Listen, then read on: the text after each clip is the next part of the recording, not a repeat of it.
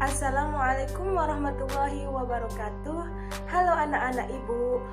Perkenalkan, nama ibu Dian Anggraini dari Universitas Maritim Raja Ali Haji, Fakultas Keguruan dan Ilmu Pendidikan.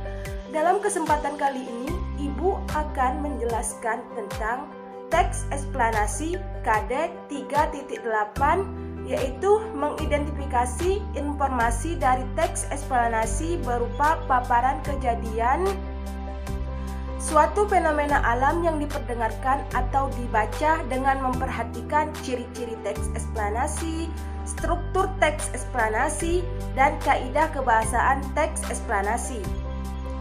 Nah, sebelumnya, pernahkah anak-anak membaca seperti artikel, koran, majalah, atau teks apapun yang menjelaskan tentang suatu fenomena alam yang terjadi? Jika ya, maka ananda-ananda ibu sekalian sudah membaca teks eksplanasi.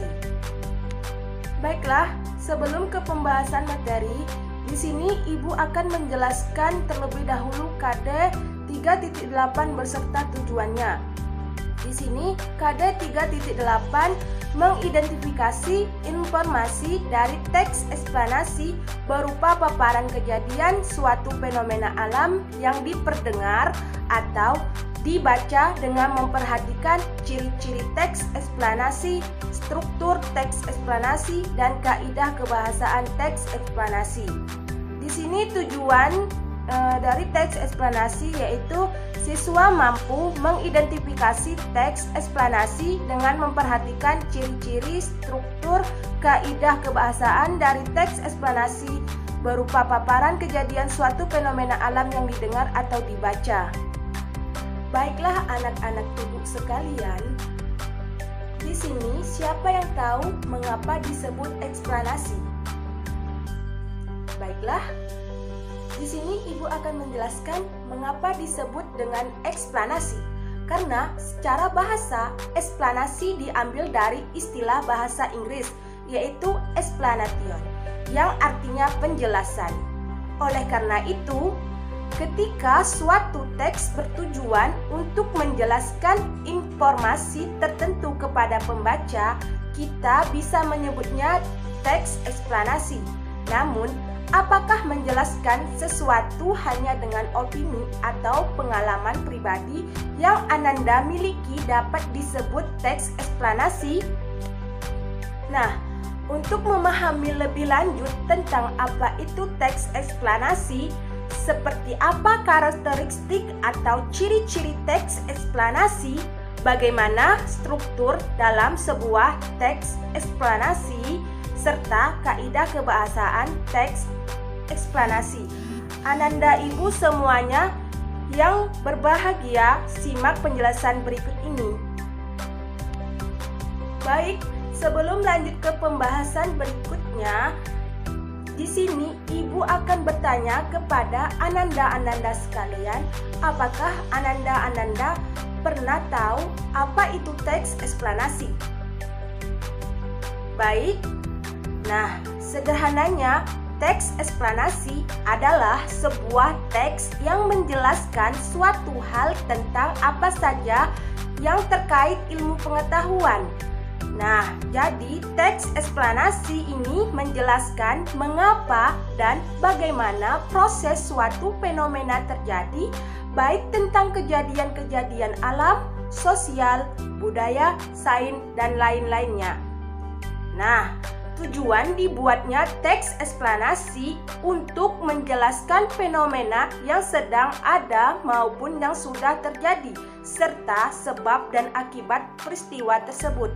Misalnya, fenomena terjadinya hujan es di Surabaya. Mengapa terjadi hujan es di Surabaya? Bagaimana proses terjadinya hujan es dan apa saja dampak yang ditimbulkan hujan es dan sebagainya. Nah, di sini pembahasan kita mengenai teks eksplanasi biasanya meliputi alasan suatu fenomena terjadi dan akibat dari fenomena tersebut. Oleh karena itu, teks eksplanasi seringkali berisi informasi berupa kumpulan fakta. Lalu, bagaimana membedakan teks eksplanasi dengan teks lainnya? Nah, di sini terdapat ciri-ciri teks eksplanasi, karakteristik atau ciri dari teks eksplanasi tersebut. Yang pertama, ada beberapa paragraf dalam satu teks. Maksudnya, bersifat menjelaskan. Satu atau dua kalimat saja tidak cukup untuk membentuk teks eksplanasi. Perlu beberapa paragraf untuk menjelaskan sebuah fakta yang ingin disampaikan. Kedua, ada topik dalam setiap paragraf. Maksudnya, Ananda perlu menentukan topik atau ide pokok di setiap paragraf untuk mendukung fakta-fakta yang ingin disampaikan di setiap paragrafnya. Ketiga, mengandung sifat keilmuan atau berhubungan dengan ilmu pengetahuan. Nah, hal yang dibahas dalam teks eksplanasi haruslah bersifat keilmuan atau berhubungan dengan ilmu pengetahuan dalam topik apa saja. 4. Kalimat dalam setiap paragraf berisi fakta. Karena bersifat keilmuan, teks eksplanasi harus berisi fakta-fakta, bukan sekadar opini yang bersumber pada data atau penelitian dan disertai penjelasan. Yang kelima, memiliki informasi yang aktual. Informasi aktual artinya informasi yang dipaparkan dalam teks eksplanasi harus faktual atau berdasarkan fakta yang terjadi. Yang keenam, bersifat informatif dan tidak biasa. Karena tujuannya adalah menjelaskan fenomena atau peristiwa yang sedang atau telah terjadi. Teks eksplanatif tidak boleh mempengaruhi pembaca untuk percaya pada hal yang dibahas, cukup memaparkan fakta-fakta yang ada. Dan yang ketujuh, memiliki struktur yang baku. Fakta-fakta yang dimuat dalam teks eksplanasi harus dirangkai dengan pola kronologis atau berdasarkan urutan waktu, dengan kata lain secara kausalitas atau sebab akibat. Struktur teks eksplanasi. Di dalam teks eksplanasi terdiri dari 3 hal yang harus dimuat, yaitu pernyataan umum, urutan sebab akibat, dan interpretasi. Yang pertama, pernyataan umum atau identifikasi fenomena, yaitu berisi gambaran umum tentang suatu topik yang hendak dibahas, seperti penjelasan tentang proses keberadaannya, proses terbentuknya, atau proses terjadinya suatu fenomena. Yang kedua, urutan sebab akibat atau rangkaian kejadian, yaitu menjelaskan mengenai proses tersebut harus disajikan secara berturutan atau kronologis, bertahap mulai dari yang paling awal hingga paling akhir. Ananda bisa melakukan ini dengan membuat deskripsi terkait sebab akibatnya dalam beberapa paragraf. Yang ketiga, interpretasi, yaitu tanggapan berupa kesimpulan atau pernyataan akhir tentang topik yang dijelaskan dalam teks tersebut. Nah, di sini di dalam teks eksplanasi ini terdapat kaidah kebahasaan teks eksplanasi. Dalam menyusun teks eksplanasi, Ananda perlu memperhatikan kaidah kebahasaan atau aturan-aturan kebahasaan yang membedakan teks eksplanasi dengan jenis teks lainnya.